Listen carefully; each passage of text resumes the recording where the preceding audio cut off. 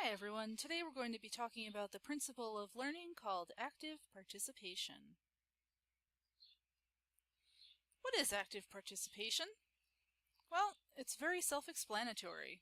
In short, it's students participating actively during class. What isn't active participation?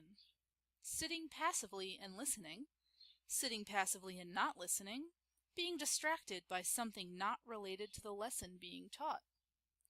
I think it's interesting to see that sitting passively and listening is not active participation. The student may be participating by listening, but we don't know that for sure. So sitting passively is not active participation. Active participation might involve physical movement, written participation, or verbal participation. For instance, after a lecture, have students turn and talk with each other, discussing what they've learned and what they might have questions about. Have students respond to each question with a brief written response. Or maybe after a lecture, have students pair up and explain what they've learned to each other. Something like a turn and talk. Here I'm going to play for you an example of active participation during a lesson. This is a YouTube video posted by Scott in Alaska. You can find it on youtube.com if you search for active participation choral response. Their hands. So when I ask a question, are you going to raise your hands? Yes or no, everyone? No. Unless I say, raise your hand. So everybody, raise your hand. Then you can do that. But here's what we're going to do instead.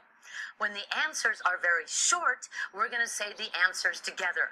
I'll ask a question. I will put up my hands. This says think, do not blurt.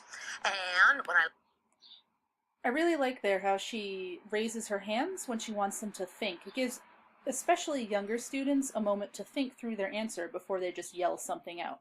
You'll actually see what happens right now. Lower my hands right there, you'll say the answer. Got it?